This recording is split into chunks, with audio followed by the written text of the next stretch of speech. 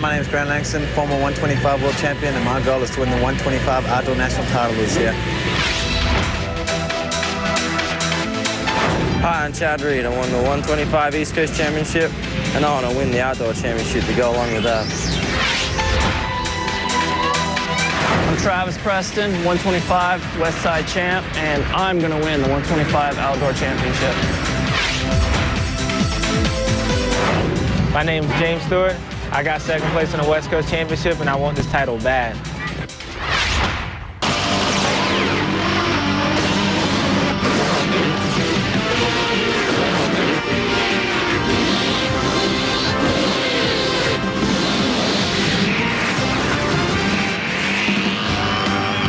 Hello, everyone, and welcome to Glen Helen Raceway in San Bernardino, California for the opening round of the 2002 Chevy Trucks U.S. Motocross Championships. I'm Davey Coombs, and joining me is former champion David Bailey. And David, this 125 outdoor motocross season is going to be a wild one. Well, you know what makes it so great is last year we saw the great rivalry, the two-way battle between Mike Brown and Grant Langston went all the way down to the wire, but this year you've got this kid. The most impressive rookie we've ever seen, James Stewart, who lost that Supercross title, wants this one bad. He's shown that he's the fastest kid in the world right now at 125. He's even faster outdoors. From what I've seen in practice so far, he is just amazing. And you've also got Chad Reed, who's very impressive as well. Chad Reed is the newcomer from Australia for Yamaha of Troy. He won the 125 East Region Supercross Championship. There you see Ernesto Fonseca of Team Honda. And then, of course, #1, Mike Brown from Piney Flats, Tennessee. Already pulling the tearaway off, going, you know what, I'm not going to need these things because I'm just going to get the start. You can see the start all the way over here to the left. Goes up into an incredibly banked first corner, high speed. They call it Talladega, although at Talladega they make a left. And they come back down and wind back up into the hills, up Showy Hill, down to the bottom, back up Mount St. Helens, down that on the brakes hard, back into the canyon, up Yamaha Hill, which should be called Yamaha Cliff, back down that to the long tabletop, and that might be Bob Hanna up there flying by. Part of the opening ceremonies, a little flyover of Bud Feldkamp's racetrack. Let's go down to the starting line. Well, it's been unanimous in the pits. The word is the young guns versus the experience. James Stewart and Chad Reed come to their first ever national. Can they win it? Last year, Grant Langston was able to do just that. But let's not forget the veteran, Mike Brown, the champion. He's going to try to take it down. And you know what? It's time to stop talking and go racing. Thanks for the report, Cameron. There you see Larry Ward, #10, Ernesto Fonseca, 24, and Roderick Tane, #27. Our Suzuki starting grid for the 125 class. Mike Brown, #1, Grant Langston, 111. Can they keep that rivalry going from last year?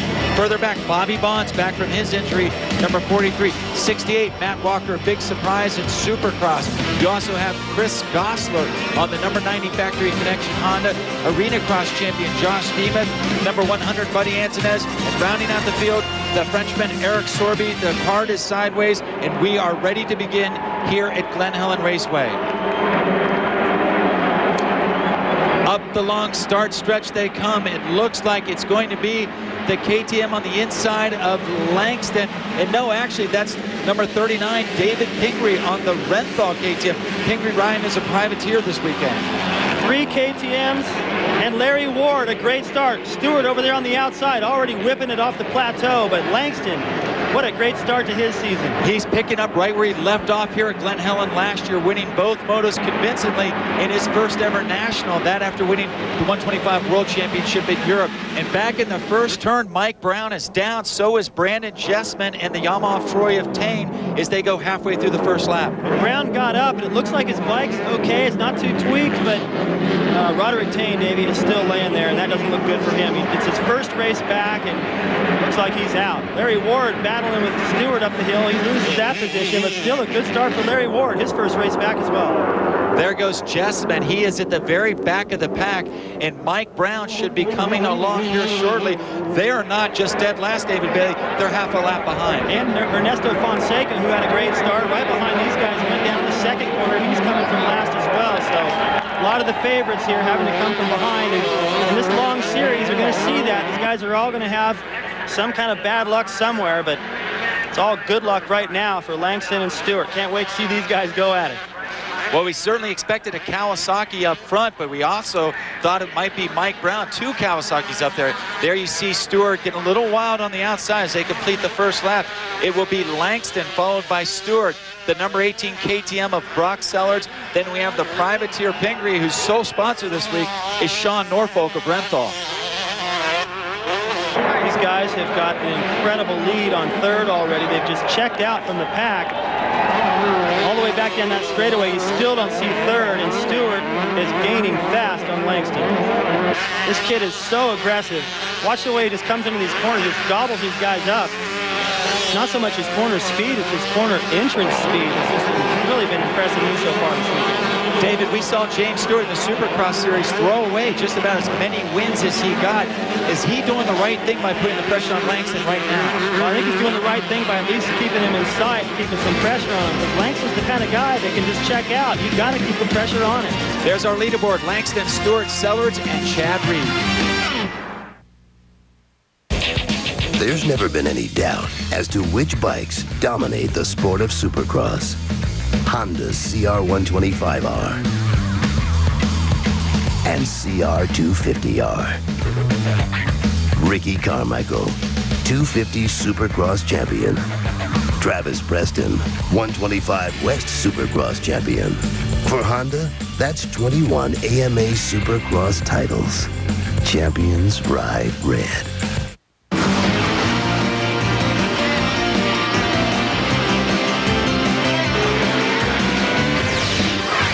ESPN Speed World's presentation of AMA Motocross is brought to you by Suzuki, maker of innovative motorcycles and all-terrain vehicles.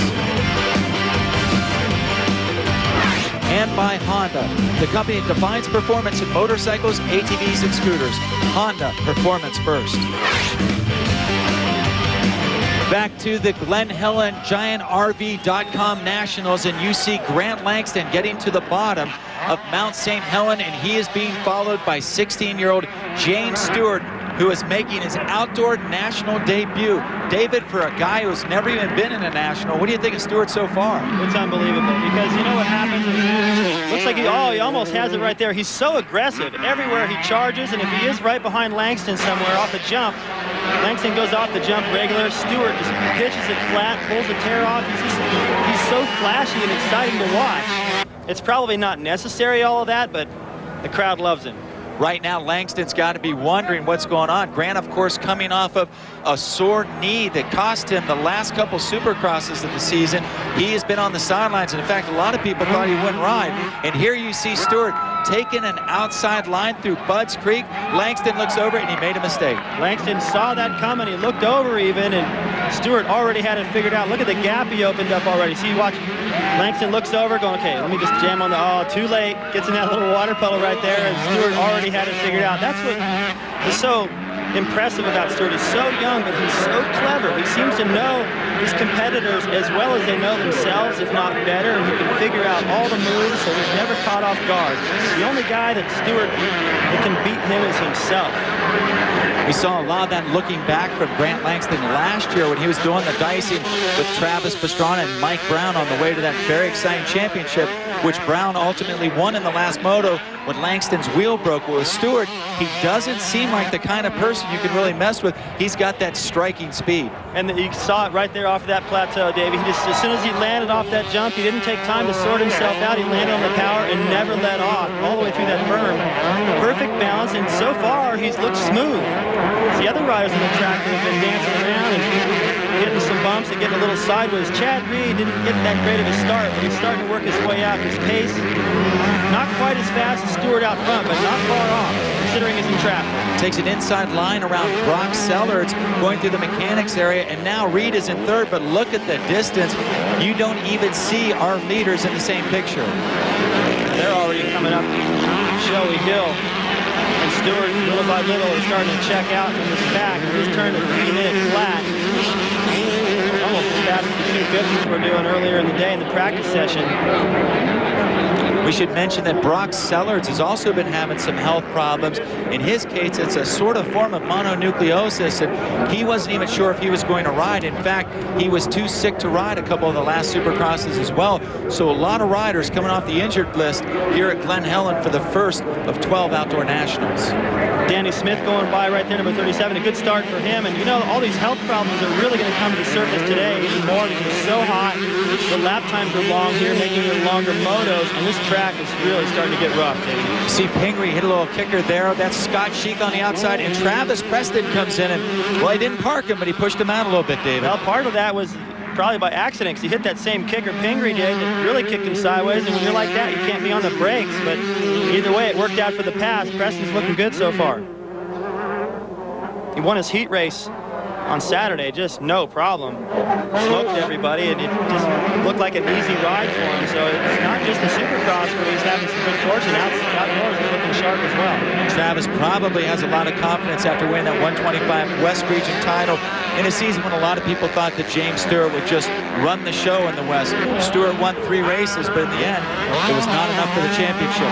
Now, our battle for 4th, that is Sellards. He's leading the Blimpie Suzuki of Danny Smith as they come up into the top part of the infield, and next they will be confronted by this giant, long washboard of sand whoops. You know, these remind me of Millville. Millville's bigger. The first couple are big like Millville, but then they get more radical. They're scary looking. I sat there and watched the heat races yesterday, and I don't even like that section. I'm glad I'm not racing. Let's go down to Cameron in the pits. He's with Brock Sellards' mechanic. Definitely one of the best battles on the track right now, Brock Sellards and Danny Smith. Mike, you're Brock's mechanic. Do you expect this kind of speed from him right out of the gates here at the Nationals? Usually he's sort of a slow starter at the beginning of the race. I mean, Danny's riding really good. Brock's actually riding pretty good for first moto of the year. It's going to be a tough battle. They're going at it. Whoever's the fittest is going to come out of this first moto, I think. No mistakes. Right on. Well, you told me he was in good shape and ready to go and feeling good, and it looks like it right now. Well, he's making the best of a condition, and I wouldn't call that 100%. He's not really sure how he's going to be able to stack up, but at least he's trying as hard as he can and not just pacing himself and letting Danny Smith have it. Maybe if he forces Danny to push a little harder, Danny will make a mistake and he'll be off the hook. Looking at this Glen Helen track, David, there are a lot of lines, but there are a lot of deep ruts, and right there, Sellards gets caught in one, but somehow saved it. How rough is this track going to be by the end of the afternoon? These guys are going to be glad the race is over, and I think that other than a few guys who can be fighting for a win or an overall position, the rest of the guys are going to be just sort of surviving the last few laps, and then further back in the pack, they're almost going to be looking around hoping they get lapped just to cut the race a lap shorter. Speaking of the back of the pack, Mike Brown, for those of you wondering where the #1 rider is, we've gotten word that he has just made it into the top 20. Brown is going to have his work cut out for him if he even wants to make the top 10 here in the first moto at Glen Helen. And now we're looking at, that's Buddy Antonez, the Blimpie Suzuki rider, former multi-time arena cross champion, decided to come back and ride Supercross. His national season not starting out very well, David. It looks like a seized motor. Yeah, you see him try to get the Kickstarter down. It's still seized up, so that's what you do when the thing seizes. You give it a shot, you know, try and see if it'll kick over. Eventually, it's still not, and you still got to keep pushing that bike, and that's harder than riding in this heat. Back to the front of the pack. This almost reminds me of Ricky Carmichael back in 1997 when he came out to Glen Helen for the first time and just blew all the California fans' minds with a runaway win in both motos. Well, it's exactly what I was thinking as well, Davey. And this kid, I mean, he goes down that hill, he dances around through all those braking bumps, still hits the berm, and he is checked out running 2:59. We will be right back to San Bernardino for U.S. Motocross.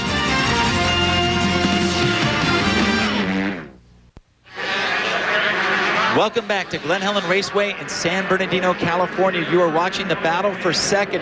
That is Grant Langston leading Australian import Chad Reed, who, like our leader, James Stewart, is making his pro national debut this afternoon. And it's a pretty good one, too. He started just inside the top 10. He's worked his way all the way up to this battle.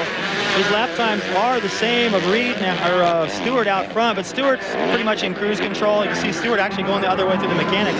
That's how big of a lead he has, 21 seconds on these guys. But all Reed really needs to do right here is fight with Langston for a position to potentially pick up the overall. Langston knows that as well, and he's fighting for it, even though he's tired. Langston swings outside, and that looks like it's going to cost him because Reed had the inside line, but he outpowers him down through the whoops. They go by the mechanics. You see Langston on the outside. Reed cuts inside, and whoa! That was a, what do you call that, David? You call that, he just didn't aim for the berm. He needed to have that front wheel planted to the berm. It went just over it because he was probably looking at what Reed was doing. Lost the front end. He's just taking his time right now. Watching the last second, Reed goes, okay, there's a line. You see Langston, he wasn't looking. Front wheel goes right over the berm, ends up on his hands and knees. And you know what? As that bike stalled right there, you stand there in that heat, there's no wind blowing on you, and it just zaps all your energy. So right now, it's a good thing he's got a good lead on his teammate Sellers because he just took his time getting going. There's no way he's going to fight Reed for second now. That is Zachary White's mechanic in the Yamaha of Troy pits. Chad Reed is second place, but for all intents and purposes, this is about as far as he might be able to go. James Stewart completely out of our picture. And quite honestly, very impressed, David Bailey, with how well Stewart has ridden on this track. Well, look how smooth he is. You know, I mean, you just in watching his shots, of course, this is the final lap. He's just taking it easy, but this kid who's normally a little bit on the edge, he's just putting around, enjoying his first national. The crowd's loving him. You know, it's actually saved some energy by just knocking his pace way down with the huge lead that he has, so he should have a lot left for the second moto. Of course, Stewart is already the youngest Supercross winner ever in 125cc racing. He did it this year at Anaheim when he was 16 years, 21 days old, but he's already too old to be the youngest national winner. Robbie Reynard was about 1 month younger than Stewart before this afternoon. And there's the checkered flag. James Stewart, the first national win of his career, and it comes in his first ever national moto. When we come back, we will be talking to our winner, James Stewart, here at Glen Helen.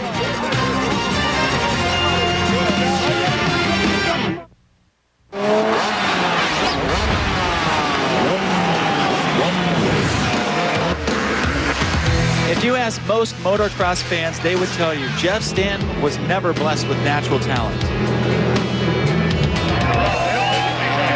However, the Michigan rider recognized that and figured the answer was to work twice as hard as anyone else. And the result led to one of the finest careers in U.S. motocross. Riding for Team Honda, Jeff had 37 national wins, 6 national championships, 3 in Supercross and 3 in outdoor motocross. He also led Team USA to 3 victories in the Motocross Des Nations over in Europe. After Jeff retired from racing in 1994, he was hired by American Honda. The team felt that Jeff's attitude and work ethic would make him a natural to help guide the careers of their young up-and-coming riders.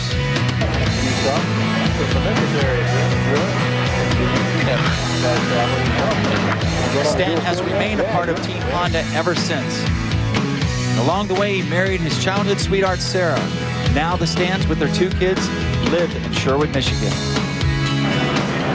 But this afternoon, we are in San Bernardino, California for the opening round of the U.S. Motocross Championships at Glen Helen. It's the GiantRV.com Nationals. And we have one 125 moto in the book, and James Stewart has the win in his very first professional moto.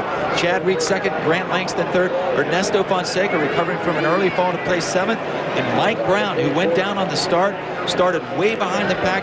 He managed to come all the way back to 10th, but still not the way he wants to start his 125 National Championship title defense. Now let's go down to Cameron Steele in the winner's circle, where he is with Team Kawasaki's James Stewart. James, congratulations, your first national moto win. Was it easier or tougher than you thought it was going to be?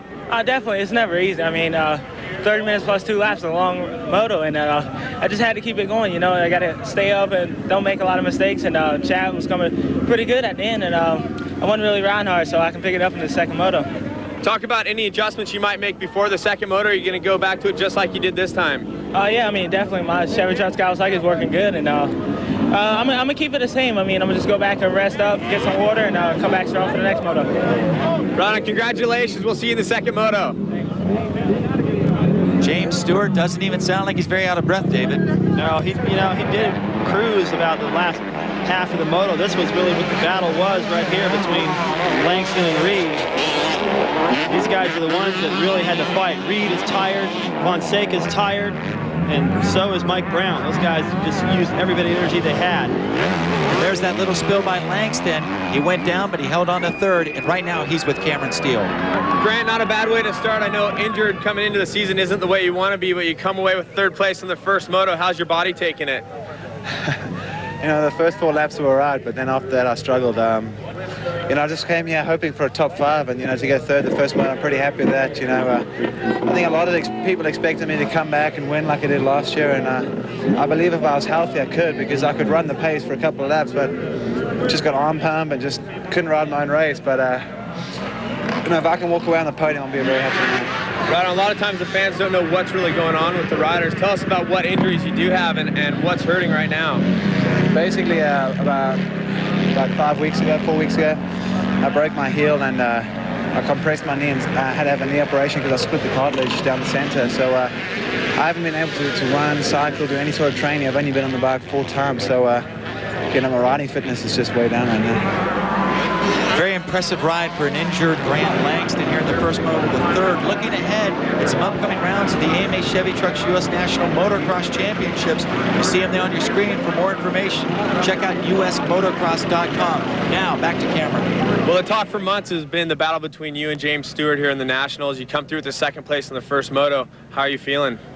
Yeah, I feel good. I just need to get a, you know, a better start and start up there with him and just, you know, ride for 35 minutes. And, you know, I was a few things I need to change on the bike, and, you know, I'll be happy for the second moto. You don't really get any real testing in until you've actually been on the track racing for 30 minutes plus 2 laps. What are you going to change for the second moto? Just a few minor suspension things, and, you know, there's nothing we can really do drastic changes out here, and, you know, do some testing next week and be ready. You know, we've got 24 motos, so we're ready to go. Right, you sound a little disappointed right now, but if we come back here after the second moto and you're the first guy, I think you have a big smile on your face probably.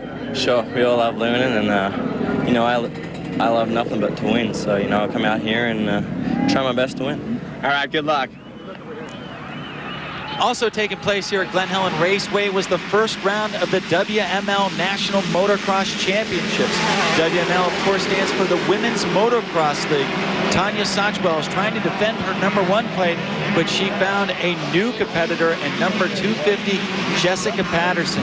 Jessica missed most of last year with a broken leg, but she spent a lot of the time training down in Tallahassee, Florida to get her speed back up, and she is going to be very tough to beat in this championship bout. And here you see Steffi Bao, number 211 on the inside. She is one of the primary contenders for this title. Steffi, of course, moved here from Italy last year, racing full-time in America on the WML circuit. But right there, Jessica Patterson of Team Green, your WML first-round winner at Glen Helen Raceway here in San Bernardino. And that's about as big as James Stewart's lead was in the first moto here at Glen Helen, David Bailey. He built that lead quick and then cruised in while Mike Brown charged all the way to the checkered flag. Well, guys, that could be your story right there. Mike Brown had a nasty wipeout in Moto #1 on the start straight, but he's back here in Moto #2. He is the champion, and he does have the speed. Of course, Bubba Stewart came through like everybody said he would and smoked everyone in Moto #1. I'll tell you, Chad Reed looks focused, and that four-stroke could be a factor on these big uphills here at Glen Helen. These guys are getting ready to go. We got to get out of here. It's time to go racing one more time. But you can see some of the riders burning their tires on that concrete starting pad. There is James Stewart waiting for a shot at history. He could become the first rider in American motocross history ever to win his first major outdoor professional race. Our Suzuki starting grid shows Mike Brown, #1, 10th in the first moto. Grant Langston, there you see Michael Byrne on the Factory Connection Honda. Danny Smith, a solid 5th place ride in that first race. Buddy Antonez, unfortunately we saw him alongside the track with a DNF. And then there's Eric Sorby, who was another rider who DNF'd. The card is about to go sideways, and you will see the second moto here at the GiantRV.com Nationals take up what might be the longest start stretch in all of American motocross. And there on the inside, we saw Langston. Looks like he got over to Stewart a little bit. And once again, it's David Pingree, number 39 on the KTM. He's got Chad Reed on the inside, and that's Matt Walker on the outside as they charge around the Talladega first turn. Walker with your lead. and somebody's gone down. I think that's Chad Reed. Not the rider getting going, but the one still picking up his bike. It is Chad Reed. That's the same corner that Fonseca went down the first lap. So now Reed has his turn at coming from behind. Way in the back of the pack, not as bad as Mike Brown, but certainly not the way Chad Reed wanted to start this moto. Out at the front of the pack, the number 68 surprise of Matt Walker. He finished 8th in the first moto. Right now he's getting pressure. That's Brandon Jessamine of the Blippi Suzuki, followed by Langston, and then Mike Brown, and now Jessamine falls down. That's too bad. What an opportunity he had right there. When you go down the first lap, everybody goes by. Stewart went around him on the inside. Stewart actually got bumped, it looked like a couple of times, by Mike Brown. Right there he is. And he put all those riders between himself and Stewart. They actually got into it yesterday in the practice session. Reed, or Stewart rather, came down a hill way too hard and clocked him one. Here's what happens to Chad Reed. He ends up going down. That's a section where they watered the track a little too heavily. He should have seen that during the sighting lap. And then another washout at the bottom of Mount St. Helens by Jessamine. Now you see how quick he is to turn around and see who's coming. But the whole pack's coming down that hill, and you don't have that much control going into that corner when you're so hard on the brakes. We've seen a lot over the years here, David Bailey. They water the track. They have to. I mean, this is Southern California. When the riders go out for the first laps of these races, sometimes the track is very slick. You can see it right here off this tabletop. But Grant Langston right back out front like he started the first moto. But this time he's got Walker and Mike Brown starting out about 37 spots better than he did in the first moto. Brown in a very nice position. And there's James Stewart right behind him. He would be our 5th place rider at the end of the first lap. Well, I can't wait to see what happens between these two, Davey, because as I was saying, Stewart came down the downhill after Showy Hill, as a matter of fact, and he came down way hot, couldn't make the corner, and just took Brown all the way to the outside. They both cartwheeled. Brown got up and said, actually, I can't say what he said. You'd have to beat the entire thing, but it wasn't nice. He is going to just park that kid any chance he gets. And Stewart doesn't have to pass him for the overall, but with Langston in the lead, Langston would pick up the overall the way it sits. So he's got to make a move, and I don't think Brown's going to let him do it. Well, all year long in the EA Sports Supercross Series, we saw Stewart riding very aggressively on the West Coast. Didn't make a lot of friends, but he certainly made himself a lot of fans in his rookie season. But you know what? You live by the sword, you die by the sword. As we saw several times, James Stewart lost a lot of victories with his wild, aggressive riding style. But man, how do you hold back a kid like that? Well, you don't. You know, I think that's what makes him so exciting. Hannah was that exciting. Barnett was that exciting. Carmichael, Pastrana, they all came into the ranks and rode that hard, and they're all the ones saying Stewart needs to calm down. Well, that's what we're telling them to do. So, and the other thing about Brown being so much on the case of Stewart for his aggressive riding, remember how aggressive he rode last? Oh man. That's the first time I've seen him really get out of control, and that's a bad place to do it. That's what it led to. See, he wasn't able to get his rhythm and get back on the brakes. James Stewart makes his first mistake of the afternoon, and he lost a lot of spots. David, what happened here? Well, he came off the top, got a little sideways, landed in a bump, and it went the other way, and that just started up his rhythm a little bit off. He wasn't able to get on the brakes. He hits another bump at the bottom, loses braking again. That actually could have been a lot worse. I don't think he's going to have to worry about the bike being too bent up. He's okay. Didn't lose that much time. If that was the first lap like it was for Jessamine, he would have lost 4 or 5 positions. But now back to Brown, Davey. You see there he puts a pass on his teammate. He's not nice when he wants to get by somebody, and that's what he's criticizing Stewart for. You know, Mike Brown might be one of the oldest riders in the class, maybe with the exception of Moto XXX's Larry Ward. And Brown's been around the block a lot of times. He really doesn't have a lot of time or patience in his career. He's kind of been notorious for being a really aggressive, hard charger. That's what got him the championship last year. A lot of people thought that he'd blown it when he crashed at the second to last round at Broome, Tioga. But Brown kept his head down, and his tenacity paid off, and that's why he's got the #1 place.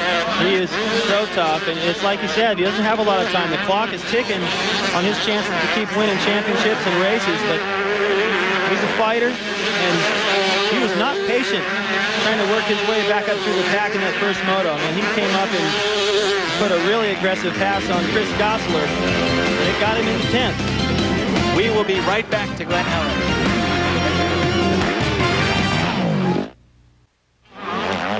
Welcome back to AMA Pro Racing at Glen Helen Raceway in San Bernardino, California, and we are watching James Stewart, and he goes out and around Matt Walker. What a pass, David Bailey. That was amazing. You know what? It just wrecks it, and further has these guys really not liking this kid is the fact that he did make a little bit of contact with Matt Walker coming out of the corner. And, you know, if Matt gets the opportunity, he's going to take it right back to him, but Stewart's going, hey, I don't have time to mess around. I want to win this race, and if I don't get back up there and get around Brown, Langston's going to get it. This kid doesn't really care what anyone thinks.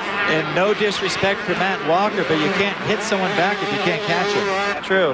Watch this again. Stewart, I mean, this is the same deal he went down on. He goes down even faster this time. Look how much time he spent in the air right there. No brakes. Leg out, just lays it into the outside berm, blows right through it. There's not enough berm there to hold him. He's going so fast. But actually, it was Matt that tried to move out into his line. Now that we look at it from that angle, to try to cut him off, which you can't blame. So you can't blame Matt with that contact. An update from the back of the pack. Chad Reed has made his way into 14th place here, about the halfway mark. And right now, that's Danny Smith leading Team Honda's Ernesto Fonseca, and they're bound for 6th. And then Josh Demon, the newly crowned AMA National Arena Cross champion. Now here is Langston. He continues to lead Mike Brown, and there's James Stewart. He is completely recovered from that crash, David. Well, what they were doing out front was turning 303s, 304s, and James just blistered a 302 to catch these guys. And I don't know if they realize he went down, but if they look over their shoulder, and you do that quite a bit when the track doubles back, you know where your competition is, and they know that they had about a good 150, 200-yard lead on him a little while ago, and there he is again. They know he's the fastest rider on the track. I can't wait to see how they change their pace and lines. Kind of a surprise right now to some people that the top riders, 1, 2, and 3, are on the 2-stroke motorcycles, all on 125s. We don't see Larry Ward up front on the YZ250F. We don't see Demuth, and we don't see Chad Reed. Well, Langston's KTM might as well be a 254-stroke because that thing it runs so strong and got good starts. Larry Ward was running second that first moto, went down, had to drop out. He's having a little bit better go at it this time, but he didn't get a good starting pick. And the rest of those guys like Reed, they can't put that power to use if they make mistakes and go down. These guys right here are making the best of everything, getting better starts. Stewart having a little bit of problems going down, but he's able to catch this pack even without jumping that double. You know, the only thing this battle is missing is Chad Reed, because right here are 3 of the really big 4 contenders for this championship. And right now, I got to tell you, the biggest surprise to me, David Bailey, is Grant Langston coming off that injury. Explained after the first moto just what the extent of it was, and he is doing a fine job of holding up Mike Brown. And you know Mike Brown is hungry. He's got fire in his eyes, and when Stewart gets anywhere near him, fire is going to shoot out of the back of the eyes in the back of his head. Keeping an eye on what Stewart's doing back there. I think, and like I said, it's going to change the way these guys race, and all of a sudden now Brown realizes, okay, here comes Stewart. I don't want any part of it. I'm going to get the leader. So now Langston's starting to feel all this heat. And don't forget, there is no love lost between Mike Brown and Grant Langston. Last year, their battle for the national championship got a little heated at times. They made some contact here and there. Actually, it wasn't contact. It was full-on takeout moves. Yeah, it was on purpose stuff, and that rivalry continues. And Stewart was not really on this guy's favorite list either. Look how fast he is. The way he works the bike and wheelies over stuff, he creates new lines. If you break this track down into 10-foot sections or 50 yards, I don't care how you slice it, really, Stewart is just flashier, and he's faster than these guys, and they know it, and they're pushing it hard now. Brown tries that inside line around Langston as they go down through the sand whoops. Stewart holding pace as he comes down 1, 2, and 3 as they go through the mechanics area. They have completely lost touch with the rest of the pack, David. No, the lead these guys have on 4, I don't even know where 4th is anymore. They haven't even come through the finish line yet. These guys pace almost as fast as it was in the first moto, and it's starting to heat up now. Look at how fast Stewart hits these jumps. Brown has picked up his pace, and he is not going to let Stewart by. And if he does, he's going to do all he can to knock him down as soon as he does get by. That's the kind of words that they exchanged yesterday. You have to wonder how long Langston can keep up this pace, having been off for so long. With a battle like this, is this good for Langston, that Brown and Stewart are kind of occupying themselves with each other, or are they going to carry it right up to him? Well, in one sense, you think it's good because they might mess with each other long enough to give him a little bit of space. But on the other hand, Stewart has joined this group and picked up the pace, so now Langston has to go faster to hold him off. And I'm really impressed with what he's been able to do. I forgot that he was injured that bad, actually. I've been paying so much attention to the into the Supercross season. And he's holding these guys off, no problem. I can't imagine what would happen if he were actually 100% health-wise. These guys might not see him. Stewart getting a little squirrely off that jump there as he continues to pursue Langston and then Brown. And you see Brown jump that double right there. He had to have picked up a little bit there. Well, he at least put the pressure on Langston. If he's not able to get around him, Langston will be thinking about what happened there the next time through. And why they're not jumping it this time is because the main line to the corner before it has moved to the inside. They don't have enough run on the 125. It's amazing they're still jumping this. Look how bad that straightaway is, and they're still jumping this plateau. That's far. It's 130 feet. That is a long way on a 125. As you can see by the way the track is really starting to deteriorate, it is a real challenge out there for these riders as they go through the Budds Creek section of Bud Feldkamp's Glen Helen Raceway.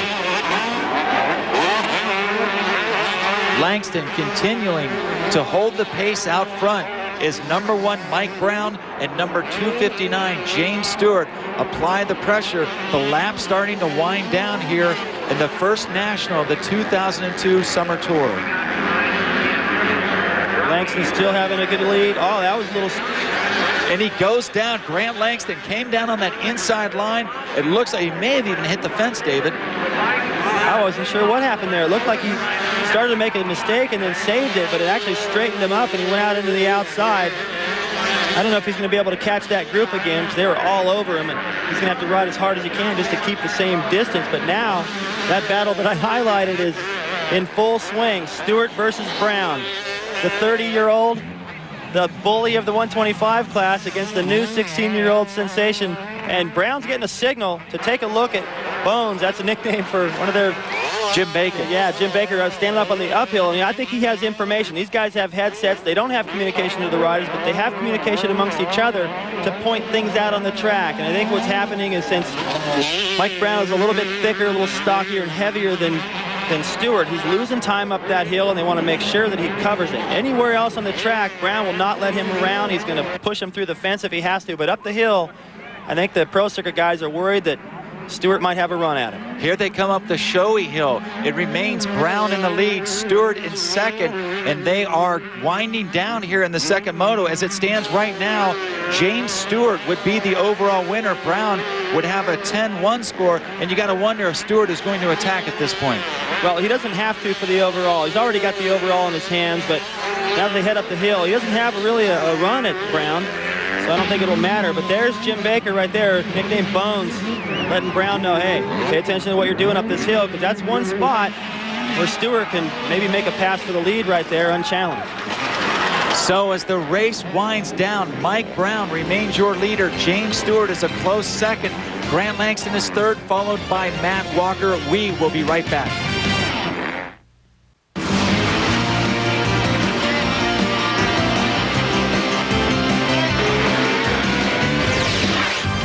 ESPN Speedway presentation of AMA Motocross is brought to you by Suzuki, maker of innovative motorcycles and all-terrain vehicles. And brought to you by Honda, the company that defines performance in motorcycles, ATVs, and scooters. Honda, performance first.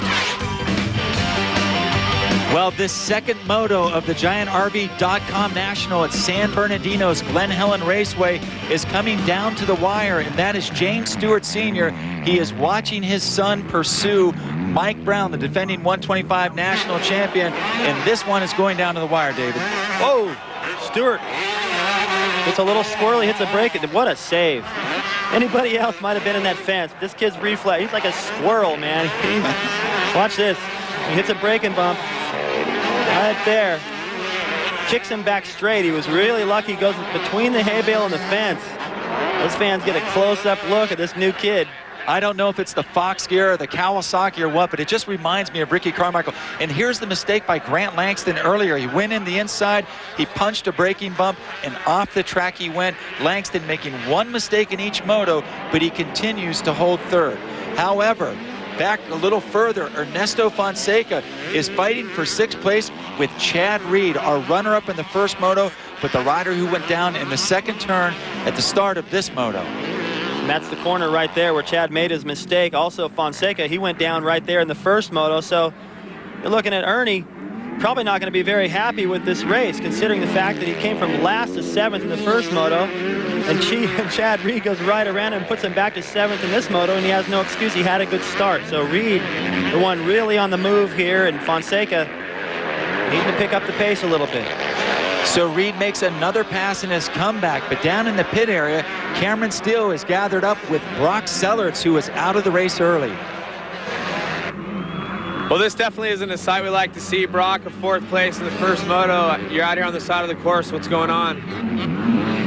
Been really sick, and that first moto, I did everything I could to finish that race. I got some Epstein-Barr syndrome, which is kind of like chronic fatigue syndrome, and my body has no energy. Felt like I was going to fall over out there. Well, it's better to pull off the track. Is this something that's going to keep you out of a few nationals? You need to rest up? I'm not sure. I just found out right before I came here, and I talked to a couple people like Stanton. He said it'll take the whole season, so hopefully I can figure out a way to get back from it. Well, we wish you all the best, Brock. Very tough break for Brock Sellards. You know, going back in motocross history, it's kind of what happened to Brian Myerscough, who was kind of a playground legend in the late 1970s and kind of ruined his career. Yeah, Johnny O'Mara's flirted with that Epstein-Barr, and it's just a deal where that your immune system just can't keep up with your work ethic, and you just have to take a lot of time off. I mean, I wouldn't be surprised if Travis had a little bit of that going on, and it seems like he would have noticed that with all the testing he's had, but it's very similar where he just needs time off, let his body recuperate, and unfortunately Brock doesn't have that time. So the Supercross season's kind of a wash, and it looks like the Nationals will be as well, and Brown is pulled away. Mike Brown on his last lap here at Glen Helen Raceway. He rebounds from that first Moto 10th to come back, and he put the screws to everyone, including James Stewart. You know, I thought after watching what happened to him in the first Moto that just sort of bad luck and dumb things would continue and keep him out of it. But the way he fought back in this Moto, he wants this to defend this championship, and he is serious about it, and I have no doubts that he can. Mike Brown points at the #1 across the finish line. He gets himself a Moto win, but the overall winner this time will be James Stewart, the 2nd place rider in the 2nd Moto. Langston finishes 3rd. Walker, a solid 4th place finish. And then once again, Blimpie Suzuki's Danny Smith is 5th. Reed recovers to 6th. Then it's Fonseca, Sheik, Damon Huffman. We see David Pingree back to 15th place. And now let's go down to Cameron Steele with our 2nd Moto winner, Mike Brown. Mike, a tough break in Moto #1, but you came back brilliantly in Moto 2. Yeah, I did. You know, I got a bad start the first one. Me and Roderick Thane crashed up there, and you know, it's motocross. You know, you can never get the best start. So, you know, I got up and rode my hardest, and you know, worked my way back to 10th, and you know, I'm happy with the way I rode. Well, it's not a terrible way to start the season. Obviously, the crash a problem, but you know what? It is 24 motos. Yeah, that's right. You know, last year, you know, it was way worse than this. So hopefully, that's my worst moto of the year, and I can just keep pounding away on the moto wins. Right on. Well, great ride. We'll see you next week in Hangtown. Thanks a lot. Well, Mike Brown had a fine 2nd Moto, but there is the man of the hour, James Stewart, our overall winner, and he just wrote into the record books as the first African-American racer ever to win an AMA National Motocross event. And of course, Stewart wears number 259 as a salute to his old friend and a rider who may have been the first, if not for a tragic accident back in 1992, and that's Tony Haynes. Let's go back to Cameron in the winner's circle. Well, 2nd overall isn't bad for an injured guy, I'll tell you. Yeah, you know, I'm real happy with that. I got 2 good starts, rode 2 good motos, and you know, luckily everyone was a little inconsistent except for James, so was able to get 2nd overall. Extremely happy with that. I mean, when I came here on practice day on Thursday, on press day, I mean, I was horrible. I was like half a lap off the pace, so you know, slowly getting better. I mean, that race I felt a little bit in the first one. Unfortunately, I fell, but you know, what can you do? You know, just great to have had a great result, and I'd like to thank you know, the Red Bull KTM guys and Dunlop, Thor, Alpine Stars, M2 Helmet, Scott Goggles, you know, John Joy Knee Braces, Etnies, and Split for all their help. You know, they've helped me get here, and it's been great. Right on. Well, congratulations. Thanks a lot, guys. So Langston, second overall with a 3-3 on the day. In the point standings, he is 7 behind Stewart, but he's also 3 ahead of Chad Reed. Let's go back to Cameron. Well, James, what a great way to start your career in nationals. Yeah, man, I mean, I'm telling my Kawasaki was running awesome out there.